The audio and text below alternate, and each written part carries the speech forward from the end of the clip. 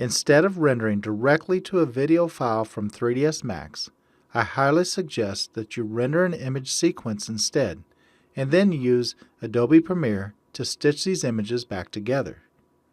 In this video, we will look at how to render an image sequence from 3ds Max.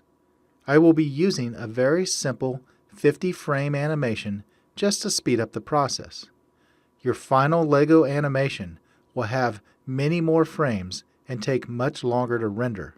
For example, my Lego animation is 600 frames long, and it took approximately 5 hours to render at 360p and the quality setting set to draft. Once your animation has been built, open the Render Setup dialog box. Under Time Output, choose Active Time Segment if you want to render out all the frames of your animation. Under Output Size, make sure you choose the HD TV video setting, and then for our final project, I'll require you to output it at 640 by 360. Scroll down to the Render Output section and click on Files. Choose a location to save your files. I'm going to put mine out here on the desktop, and I'm going to create a folder for them to go into. I'm just going to call it Image Sequence Example, and then I'm going to open that folder. I want to give my file a name. I'm just going to go IS Example, and then under Save as Type, I'm going to choose JPEG in this case.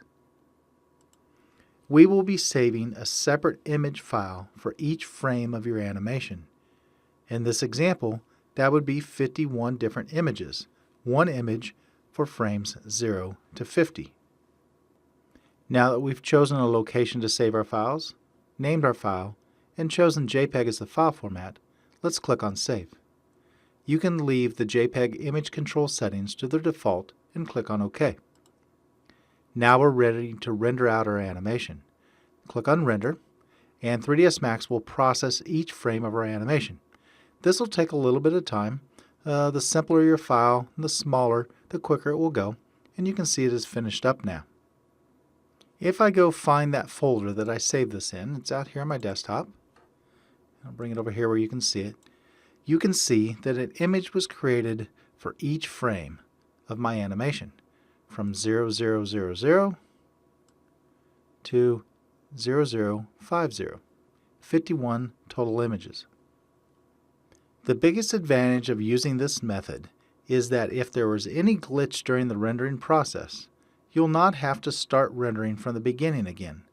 For example, if you have a 400 frame animation and on frame 350 the power goes off, frames 0 to 349 have already been rendered and saved.